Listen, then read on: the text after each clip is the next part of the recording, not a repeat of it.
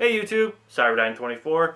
Just wanted to do spring tune-up on some of my equipment that I have. What I got here is my Echo PE 265 edger. Just wanted to go give you a brief overview on what I do every year as far as tuning it up, getting it set up for the spring and also spring and summer cutting season. Of course, as always with my 2-cycle equipment as well as my 4-cycle equipment, I make sure to run the gas out of it. I pour a little extra of sea foam inside the gas tank so that it will cycle through the fuel system, the carburetor, fuel lines, and get it nice and clean and dried out, so that when I put fresh gas in it next year after my tune-up, it's ready to, it'll pop, fire, and ready to go. So let's get started with the tune-up process. How about that? Alright everyone, now we're at the rear end of the unit. First thing we want to do is always change the spark plug. Now as far as for tuning up your edger, you're going to need a fuel, my apologies. You're going to need a few pieces of hardware or some parts. You're going to need an edger blade,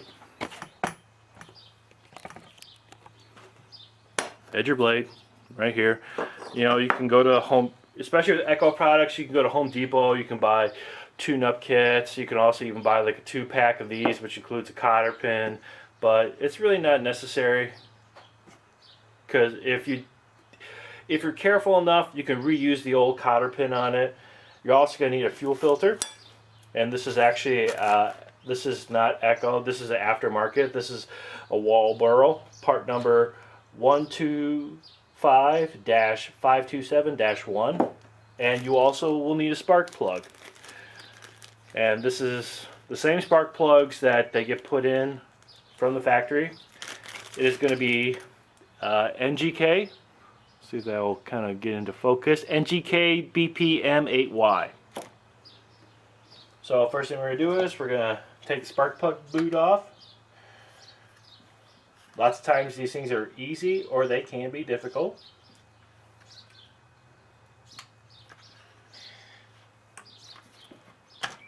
If you do have some difficulty, you can always use a bit of pliers. These pliers I have here are going to be hose pliers. They use them for hoses and stuff like that. It's a really good thing to use. Next, move the spark plug boot out of the way. Get yourself a 3/8 socket. 3/4 inch socket, 3/8 drive, 1/4 inch drive, whatever you have. Take the old spark plug out.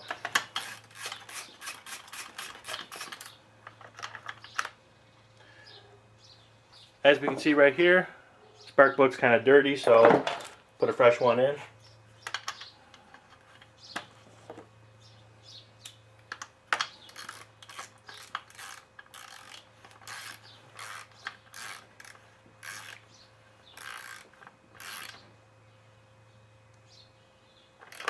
And you kind of just want to snug it on there. You don't want to go too crazy on it, because one thing is you have a aluminum, I believe it is, it's either aluminum, I think it's magnesium, a magnesium block. You'll strip the threads on this, and you either will have to put a heel coil in it, or literally pretty much buy a brand new cylinder head for it. And sometimes when you price them out, they're going to be at least more than half of what you paid for it. I usually keep the spark plug boot off of it, just because I don't want to get any kind of unnecessary accidental starts. See, always check the air filter. As we can see right here, air filter's clean. If you see that it's dirty, sometimes if you really don't want to spend the money to get a new one, you can always go kind of like the cheap route and get a little bowl with some Dawn dish liquid, warm water, let it soak in there, clean it out, blow it out, get all the crud and all that stuff like that out of it with a air compressor, and then sit it outside in the sunlight, let it dry. You'll get a little more use out of it. I mean, this one, it is a fabric filter, so you'll get away with it. Of course, you can't do this on your bigger equipment because a lot of those use paper filters, so you can't really do that to a paper filter. Now I'm here on the other side. We're going to take care of the fuel filter. As always, the fuel filter does. The fuel filter does have, will need changing.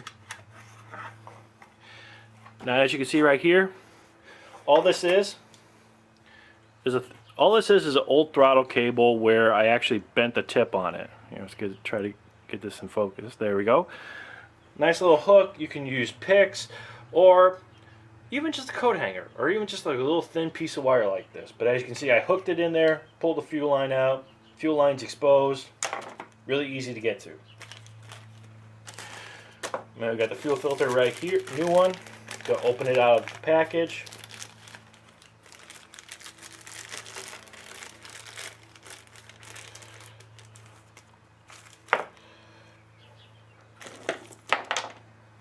Now with these filters, there is a little metal retaining ring on it. You kind of sort of got to gingerly pry that off because you don't want to go too crazy and rip the fuel line, which is what I did. So, word to the wise: do not do that.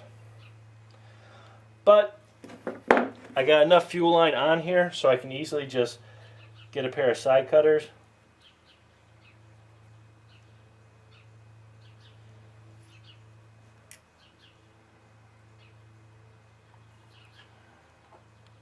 Oh wow, actually a piece of the fuel filter actually broke off inside the actual fuel line. That is kind of weird. But usually you'll have enough extra fuel line to do this. Just get a pair of side cutters, clip off a nice piece. Now sometimes if you've changed this fuel line periodic, every year and stuff, sooner or later the fuel line's going to get stretched out, and you'll have to put a new fuel. You'll have to put a new fuel line in it. If so, they're fairly easy to replace. Once I get it, if I get to a point where I have to replace a fuel line, I'll definitely make a video on it. But it's not hard. Not hard at all.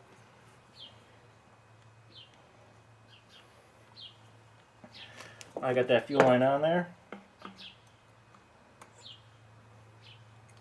I just gotta slip this little retaining ring back on it.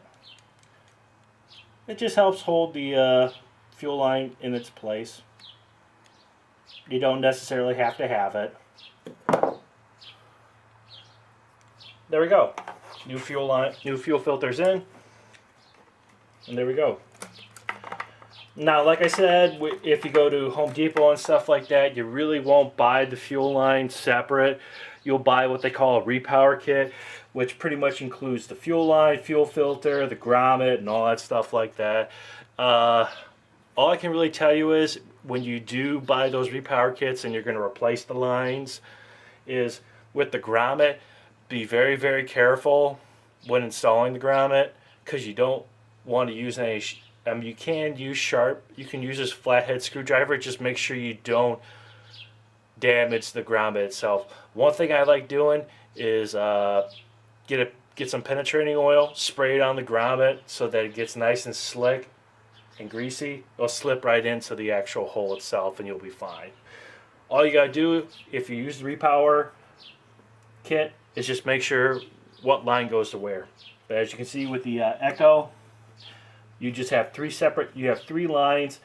One is a breather, which is black, and that's always going to be the shortest line in the pack. You're going to have a long black line, which is going to be the fuel line, and then you're going to have another kind of a yellow, which is a Tygon hose, and that's actually going to be for the primer. So, fairly easy. Now we're pretty much done with the front end of the edger. Let's switch positions and start on the pretty much, I guess you could say, the other part of the business end of it. Let's just make sure my camera's in focus, and it is not. Oh, there we go. As we can see right here, this blade it can go for a little while longer, but you know, if I got the parts, I'm going to replace it. One thing you're going to do is you're going to take the cotter pin out.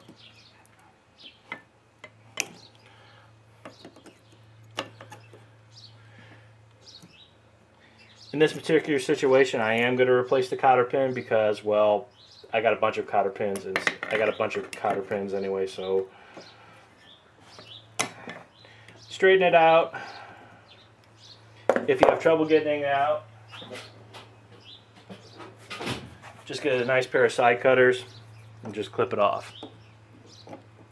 And you can easily pull the other one out.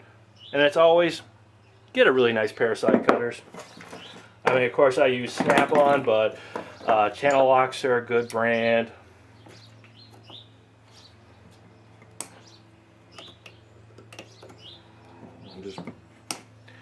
Definitely just work this little sucker out of here. This thing's posing to be an issue.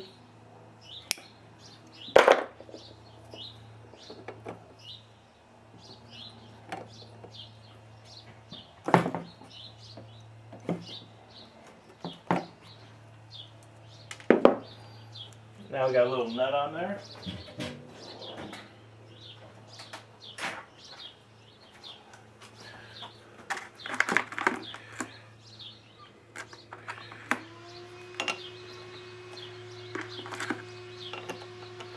It's gonna be an 11/16 nut. Another tool to have is like a straight piece of wire, because just like changing a trimmer head, this actually locks this in place so that you can actually take the head off, take the trimmer head, or in this case the yeah,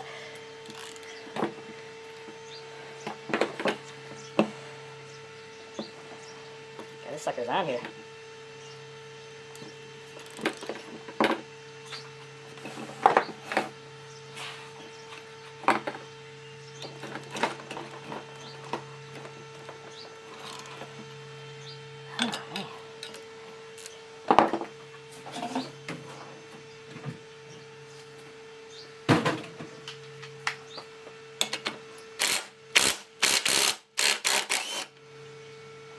It's a reverse thread. Got that sucker off there. Sometimes be a little bit stubborn.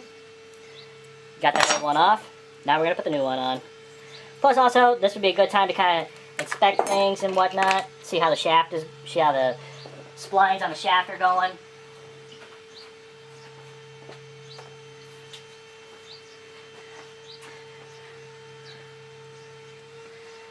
Throw a little bit of PB Blaster in there. Kind of just give a little bit of lubrication. Or a good lubrication would be some, we got the most important part. Yeah, any kind of lubrication would work great on it. That's on there pretty good. And you just put a new cotter pin in. Once you get it in, all you gotta do is just bend it. Bend one side.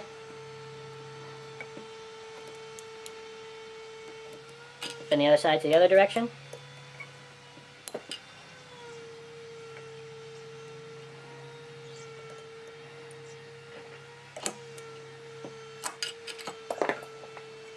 There we go.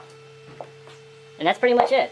It can only take at the if you have all your parts and your tools readily available, it can take you like 10-15 minutes just to do this.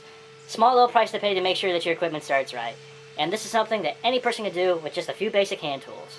And let me just go over what you need as far as hand tool wise. A pair of pliers.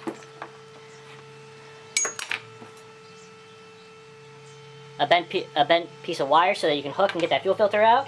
You're also going to need an 11/16 socket to get this nut off. It is reverse thread, just to let everybody know.